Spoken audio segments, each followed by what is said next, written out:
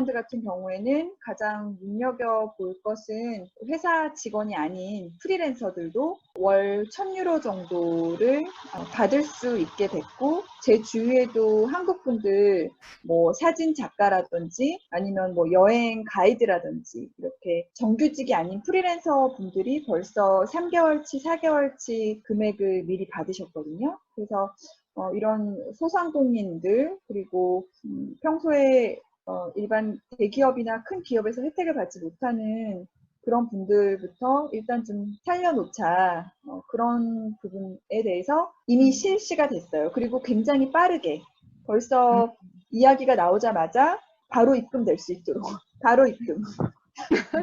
그게 바로 중요하죠. 입금. 타이밍이. 타이밍 바로 입금. 네. 어. 프랑스는 그 어떤가요?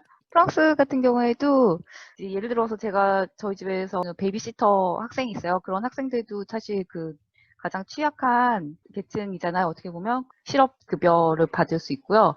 그리고 제가 좀 찾아보니까 지금 실업률이 굉장히 심각해지고 있는 게 프랑스의 그 노동계약이 여러 가지 종류가 있는데 그 중에 하나가 임시직이에요. 임시직들은 그 실업률 지표를 가장 민감하게 보여주는 지표라고 하더라고요. 근데 그 일자리가 작년 이 기간이랑 2월, 3월 비교해보면 그때에 비해서 75%가 하락이 됐대요.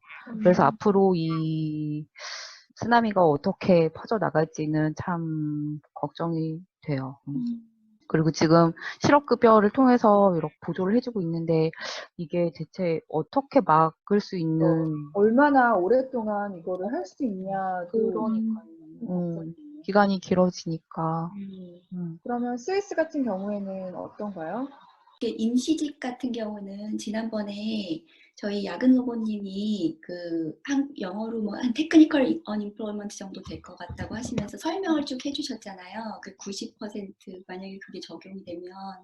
그런데 그게 스위스는 만약에 임시직이요. 그러니까 임시직이라는 게 뭐 인턴이라든지 아니면 딱 정해진 계약이 있는 계약직 이런 사람들 같은 경우는 그거 100% 다, 그 기간 안에는 100%다 줘야 돼요. 그러니까 90%도 아니고, 최대한 그 기간 안에 다 보존을 해야 되는 건데, 왜냐면 이러고 나서 그 사람들은 다 재계약을 하기가 힘들 거잖아요. 그러니까 이런 상태, 경제가 이렇게 가면. 그러니까 그런 부분에 있어서 있는 기간 동안이라도 최대한 확보를 해주려고 하는 그런 노력인데, 사실 이미 계약일이 끝나는 상태인 사람들은 지금 현재 벌써 뭐 언임플로먼트 상태가 되고 이러니까 스위스가 다른 유럽 나라들보다는 그 실업률이 굉장히 낮은 나라예요. 그러니까 경제 지표나 고용 지표가 굉장히 좋아서 이렇게 되면서 3% 그러면 스위스에서는 이게 거의 최악의 숫자예요. 그러니까 다른 나라에서는 뭐 정말 괜찮은 숫자일 수 있는데 지금 장기화가 되면 이게 점점 더 그 실업률이 높아질 거라서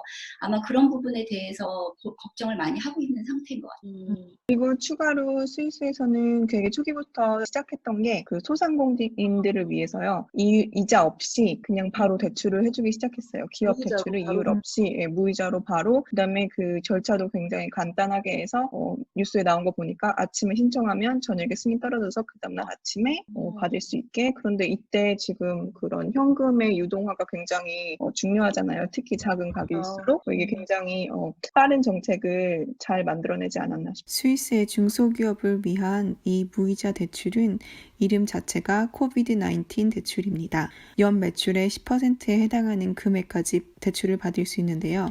연 매출 10%에 해당하는 기준 안에서 대출을 받고자 하는 금액이 50만 스위스 프랑, 한국 돈으로 6억 3,400만 원 정도 된다면 온라인 신청서를 작성하는 손쉬운 방법으로 기존 거래은행을 통해 무이자 대출을 이용할 수 있습니다. 이 대출의 만료 기간은 5년이라고 하고요.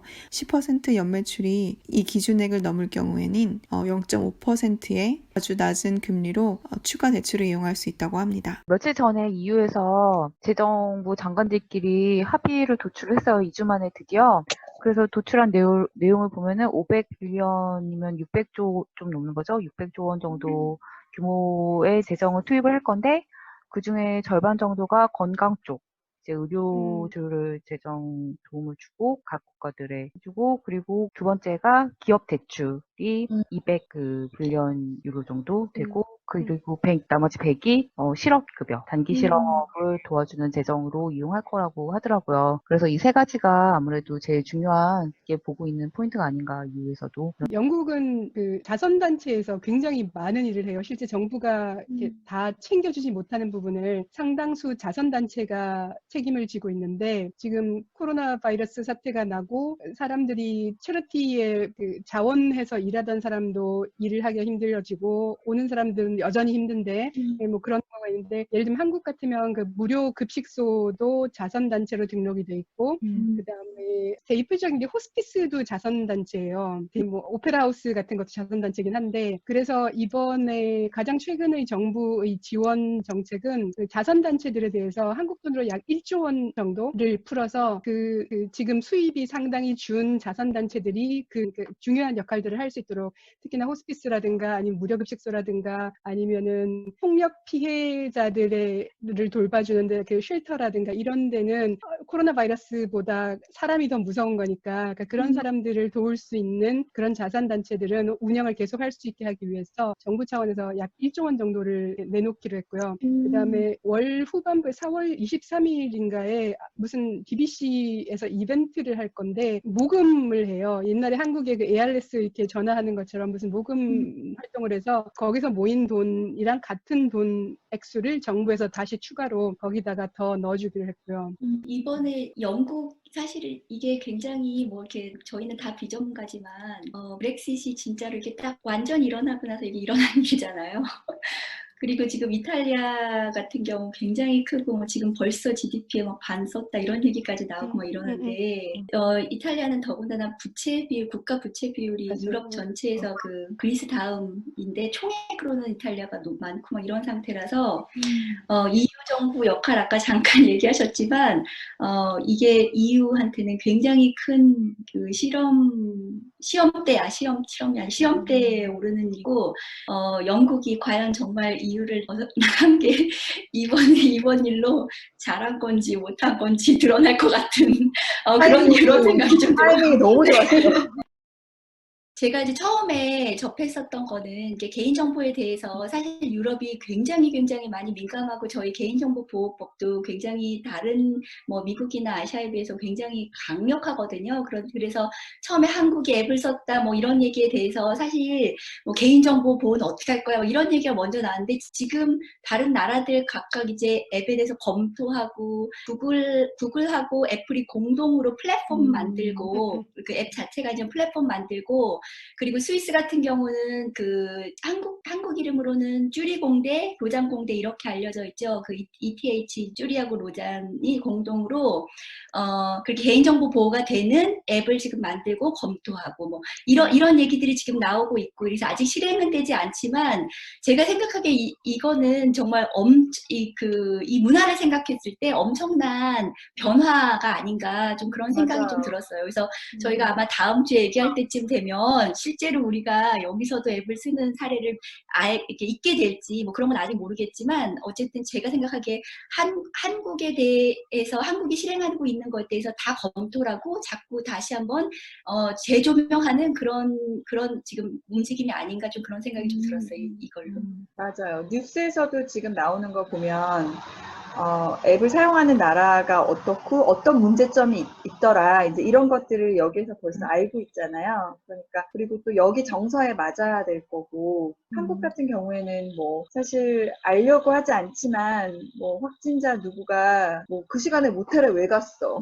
그 시간에 누구랑? 그러면 유흥주점에 왜 간 거야? 이거를 전 국민이 알고 싶지 않지만 알게 되잖아요. 그런 점들도 있잖아요. 그래서 그런 것들에 대해서 여기서도 우려하는 부분들이 있는 것 같아요. 그러니까 다음 주에 다시 이야기를 나눌 때쯤이면 아마 앱을 우리가 사용하게 있을 수도 있고 또 좀 더 업데이트된 내용들이 나올 것 같긴 해요. 오늘은 영국도 여기까지. 지금 그 시 테스트 들어갔거든요. 그래서 그 앱을 일부 지역에서는 이제 시험을 하기로 시범 운영을 하기로 했는데, 영국이 아직 그 신분증이 없는 나라예요. 그러니까 60년대에도 70년대에도 80년대에도 정부에서는 항상 그 효율적인 국민 관리를 위해서 신분증을 만들고 싶어 했는데 아이디 아직 카드가 없다고요? 없어요.